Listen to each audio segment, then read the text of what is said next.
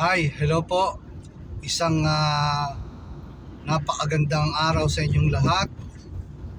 Welcome ho din ho sa aking channel, Eric's Vlog. At ngayon hong araw na ito ay pag-usapan po natin yung naging viral video po ng isang araw. Yun pong isang babae at saka isang lalaki na kung saan po ay nabaril po doon po sa loob ng bus yung Victory Liner. At itong Victory Liner na ito ay bumabiyahe mula po sa Isabela papunta po ng ruta ng Maynila. So kitang-kita po sa video sa dashcam ng Victory Liner na habang binabagtas po ng driver ng Victory Liner yun pong kahabaan ng bayan po ng Karanglan sa Nueva Ecija, ay meron pong dalawang lalaki na tumayo po at walang habas na pinagbabaril yung dalawang magkatabi na isang lalaki at saka po isang babae. So sila po ay nakaupo doon sa may harapan po mismo ng baso. Pag akyat mo sa bus, yung bandang kaliwa ho, doon ho nakaupo yung dalawang magkasama po na babae at lalaki. Yun po palang babae na binaril ay nagngangalang Gloria Mendoza Alinot at yung isa po ay yung po pala yung kinakasama niya, hindi po yung tunay na asawa. So yung dalawa pong yon ay walang habas po na pinagbabaril po ng dalawang tao. At ayon po sa investigasyon, yun pong dalawang mama na bumaril po na ipinakita po sa social media na video ay galing po pala sa Bayumbong, Nueva Vizcaya po. So doon po sumakay itong dalawang ito at ayon naman po sa salaysay ni Susan Mendoza Arocan, yun po nakababatang babaeng kapatid po ni Gloria Mendoza ay sinasabi pong mula po nung umuwi yung kanyang ate at yung kanyang anak na lalaki na si Charlito Tisoy ay ang nangyari po ay hindi na po nag-iimikan yung mag-iina. At ang nangyari po ay umuwi pala nauna palang umuwi itong anak po ni Miss Gloria Mendoza sa papunta po dito sa Pilipinas, at nabalitaan po niya na yung pong Bolt na pag-aari po ni Ma'am Gloria ay binabaklas po sa pamamagitan po ng acetylene, na yun naman pong Bolt na yon ay may naglalaman po ng halagang mga 3 milyon, kasama na po yung mga alahas at yun po mga titulo ng lupa.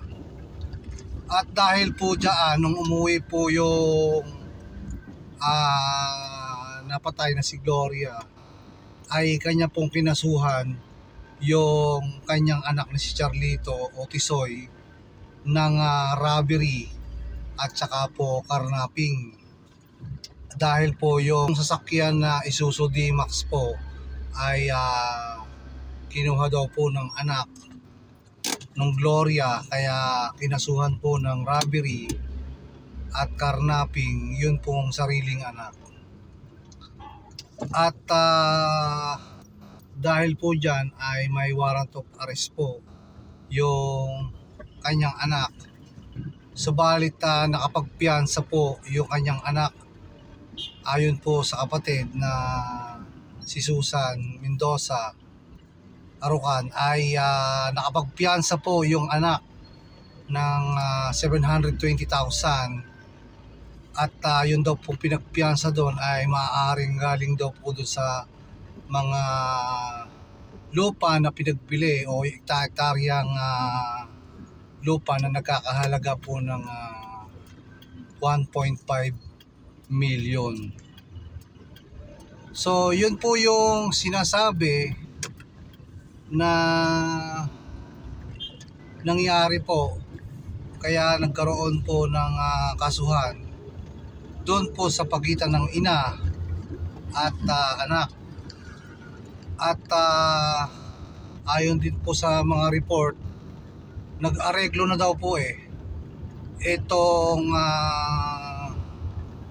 mag-ina na to, ayon po doon sa kapatid po na nakababata at doon sa abogado sa salaysay po doon sa isang programa po sa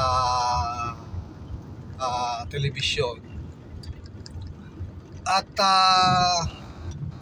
dahil po dyan ay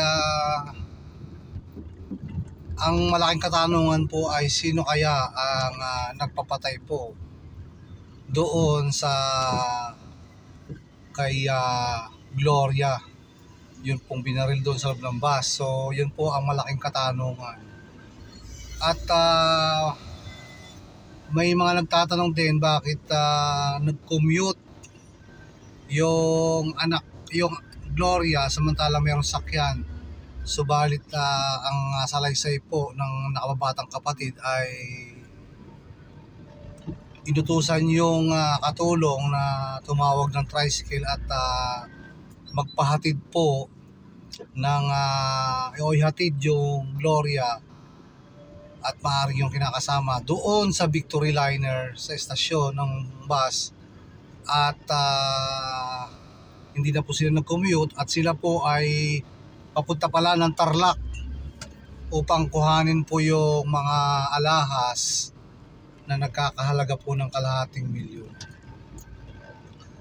At yun nga po, yung katanghalian po ng November 15 ay nangyari na po yung pamamaslang dito po sa nagngangalang Gloria at yung pong kanyang kinakasama. So kitang kita po dun sa video na takot na takot po yung driver at maaari din pong ang mga pasahero sa loob po ng bus na yon habang isinasagawa po yung krimen.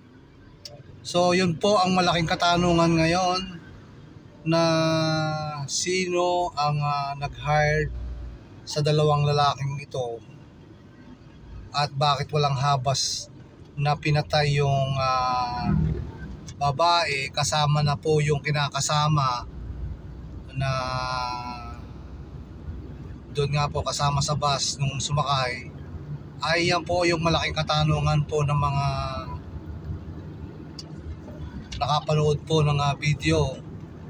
At maaaring ganoon din po ang katanungan ng mga kamag-anak po ng Gloria at yung kamag-anak naman po ng kinakasama, kung sino po ang nagpapatay. So yun po, isang krimen na naganap na may malaking katanungan at nag-viral nga po at nakuhanan ito ng bus po na Victory Liner. Kitang-kita po sa dashcam yung mga pangyayari na yan.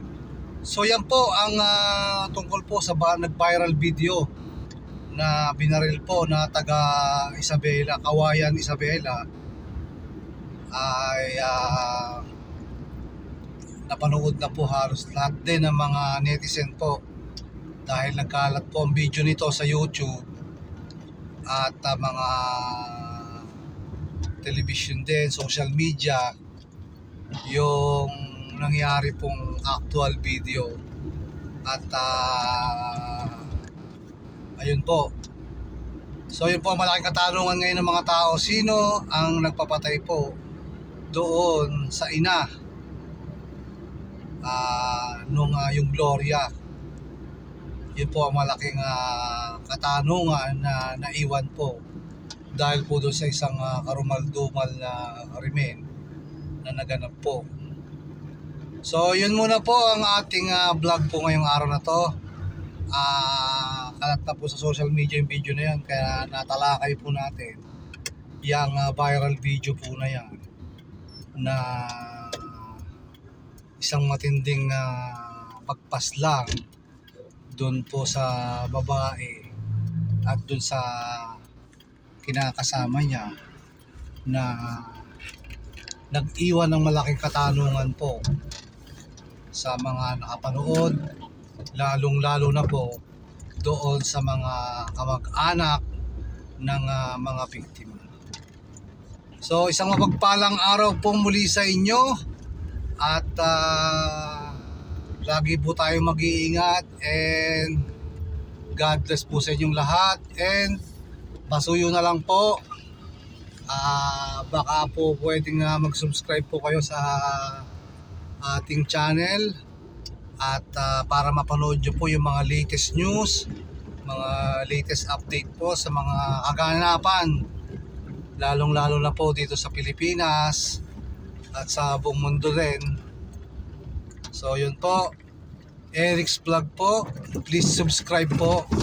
Isang napakalaking bagay po kapag nag-subscribe po kayo. And maraming salamat po sa inyong panonood.